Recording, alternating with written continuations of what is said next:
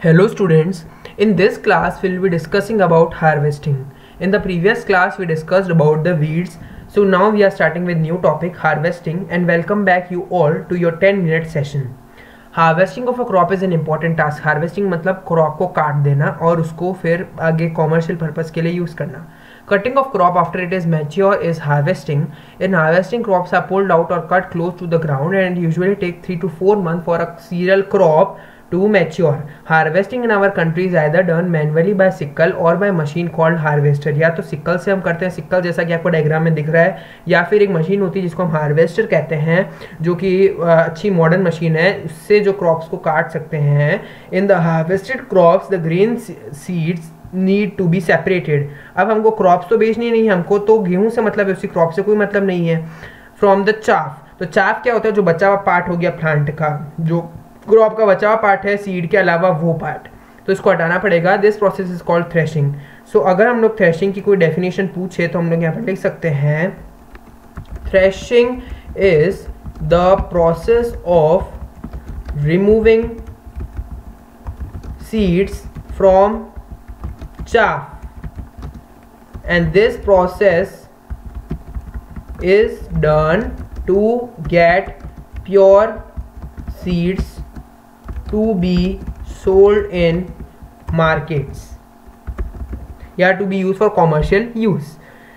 Now see students over here that this process is called threshing. This is carried out with the help of machine called combine. एक combine नाम की machine होती है जिससे कि हम ये यूज़ कर सकते हैं, which is in the fact a combined harvester and a thresher. तो यहाँ पर आपको ये थ्रेशर का डायग्राम दिख रहा होगा. Okay students, now let's see. Farmers with small holdings of land do the separation of grain and chaff by winnowing. अब विनोइंग एक तरीका होता है जो कि जिनके छोटे खेत होते हैं तो वो इसको यूज़ करते हैं, और हम लोगों ने इसके बारे में क्लास 6 में पहले से पढ़ा हुआ है, आप लोगों ने पढ़ा होगा. सो देखो इसमें होता कुछ नहीं है, अगर आप लोगों ने उस टाइम नहीं देखा होगा तो आप अब देख लो. विनोइंग के अंदर क्या होता है कि हम लोग ग्रेन्स को लेते हैं और वो चाफ को लेते हैं और उसके बाद उसको हम लोग पंखे के सामने रख देते हैं. उससे क्या होता है, जो हस्क होता है वो तो उड़ जाता है, ग्रेन्स जो है वो नीचे गिरते हैं. So this is only the method. If there it is not, there will be reading also if it is given over here.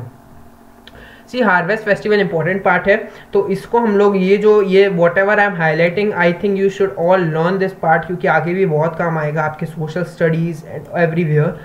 See, after 3 to 4 months of hard work, there comes a day of harvest. The sight of golden field of standing crop laden with grain filled the heart of farmers with the joy and sense of well-being.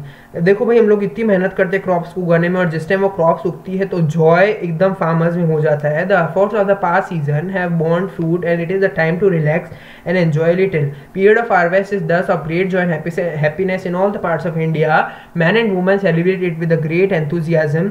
बहुत ही उत्सुकता से मनाते हैं. Special festivals associated with, अब देखो यहाँ पर स्पेशल फेस्टिवल्स है, उनको आप देख लेना, like Pongal, Holi, Diwali, Nabanna and Bihu. So these are all the main harvest festivals. जब क्रॉप को काटते तो उस टाइम में फेस्टिवल्स होते हैं. Students, let's see the next topic, storage. अब हम लोगों ने सारे प्रोसेस को पढ़ लिया, कहाँ से क्रॉप हमने उगानी चालू की थी और कहाँ पर हमने जाके और क्रॉप को अब स्टोर करने का टाइम आ गया है. तो क्रॉप को स्टोर करने के टाइम भी बहुत सारे ऐसे कीड़े मकोड़े और चूहे होते हैं जो कि क्रॉप्स के ग्रेन्स को डैमेज कर सकते हैं और वो बिकने में फिर काम नहीं आते हैं. तो उनसे भी बचाने के लिए भी हमको यहाँ पर कुछ चीज़ें अपनानी पड़ती है. Storage of produce is an important task. If the crop grains are to be kept for longer time, they should be safe from moisture, insect, moisture भी नहीं आना चाहिए, and microorganism. The fresh crop has more moisture. If freshly harvested grain seeds are stored without drying, they may get spoiled or attacked by organisms. अगर वो गीले ही, क्योंकि plant always take in water, तो उसमें भी moisture होगा, और अगर उनको गीला ही स्टोर कर दिया तो फिर वो डैमेज हो सकती है, losing their germination capacity. Hence, before storing them, grains are properly dried in the sun to reduce the moisture in them. This prevents the attack of insect pests, bacteria, and fungi. Now, see students, farmers store see over here grains in the jute bags or metallic bins. However, large scale storage of grains is done in silos or granaries. देखो बाकी तो आपको पता है कट्टों में store कर देते हैं, लेकिन अगर ज़्यादा है तो सिलॉस और ग्रेनरीज के अंदर स्टोर करते हैं to prevent them from pest like rat and insect. तो यहाँ पर इंपॉर्टेंस आ सकता है सिलॉस और ग्रेनरीज का, तो ये चूहों से बचाते हैं. Dried neem leaves are used for storing. ये देखो ये वाला जो पार्ट हम लोग यहाँ पर पढ़ रहे हैं, this is very important part over here. That is dried neem leaves are use for storing the grains at home, हम लोगों ने इसको यूज किया हुआ है for storing large quantities of grains in big godowns, specific chemical treatments are required to protect them from pest and micro organism. घर की बात करें तब तो सूखे नीम के पत्ते काम आते हैं, लेकिन अगर हम लोग बहुत ज़्यादा अमाउंट की बात करें तब ये काम नहीं आते हैं। Okay, now let's see the next part which we need to already discuss, that is the food from animals. Now after completing this table you must have seen that plants and animals also provide us, see ये table ऊपर देखो milk है, वैसे ही आप लोग यहाँ पर ये टेबल को खुद ही कंप्लीट करना, लेकिन हम लोग यहाँ पर लिख लेते हैं थोड़े बहुत पार्ट्स। लाइक अगर हम लोग सॉरी एक मिनट, हाँ अगर हम लोग एक पार्ट की बात करें तो वो हुआ हनी। सिमिलरली अगर हम लोग बात करें एक और पार्ट की जो कि हुआ घी, और सिमिलरली अगर हम लोग एक और पार्ट की बात करें तो क्या लिखे हम लोग, okay let us write butter. तो हनी जो है वो हमको किससे मिलेगा, तो we will get honey from honey bee. Similarly we will get ghee from, जैसे ऊपर लिखा है उन्हीं से मिलेगा, that is cow buffalo sheep गोट।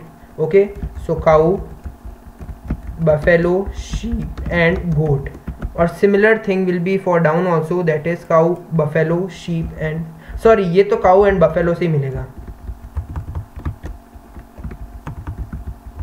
क्योंकि ये जो है ना इंडस्ट्रियली प्रिपेयर होता है तो उसके लिए हम लोगों को गिने चुने जानवरों से मिलता है। Okay, now see students, after completing this table you must have seen that like plants animals also provide us with different kind of food. Many people living in coastal areas consume fish as a major part. Coastal areas में खेत नहीं होते हैं तो वहाँ पर वो लोग फिश को यूज़ करते हैं। In the previous classes you have learned about the food that you obtain from plants. We have just seen that the process of crop production involves a number of steps like selection of seeds, sowing, etc. Similarly, animals are reared at home or in farm. Rear मतलब उनसे products को obtain करना. So rearing is the process of obtaining products. Where should I write? So I am writing over here. So see what it is. Rearing is the process of obtaining the products from animals. Okay students, now see when this is done on a large scale, जब इस rearing को बहुत ज़्यादा products obtain करने हैं और बहुत ज़्यादा animals है तो उसको कहते हैं हम लोग animal husbandry.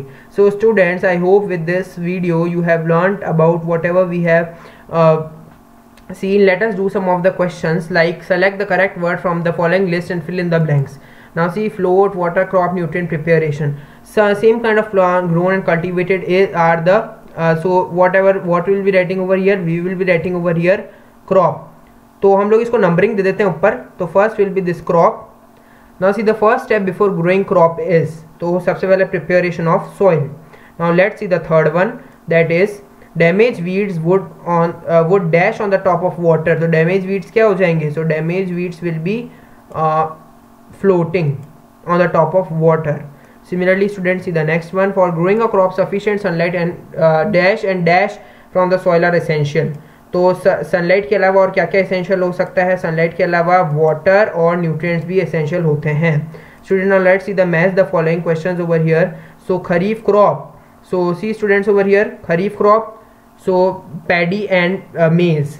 Second, rabi crop, wheat, gram and pea. Chemical fertilizer, urea and super phosphate. So and fourth is organic manure. So this is animal excreta, cow dung, urine and waste. Now see, rest are all the question answers which our teachers would be telling. ये वाला कोई use का नहीं, food for cattle, इसको हटा देना है ना. और अगर हम लोग लिख भी लें यहाँ पर, तो एक हम लोग यहाँ पर 5th पॉइंट और ऐड कर सकते हैं. 5th will be what is fodder. So fodder is actually this one only. Okay, तो हम लोग यहाँ पर लिख देंगे उसका. This is the 5th point. So students, I hope that you have understood this video and you are liking and subscribing to this channel, because we have completed our first part. Okay, so we have completed this full chapter of biology, that is crop production management, most important and most biggest chapter. Okay, and with our 10 sessions, many sessions we took and we completed this chapter, but finally everything we underlined, everything we highlighted, everything we solved and everything we understood with this chapter. So if you are subscribing and liking, so please do that, so that we can be continuing with our next chapter. And now the next chapter that we will be doing is microorganisms, friend and foe. Thank you. No wait, we will be doing the next important chapter which I will be telling you, that will be our top secret.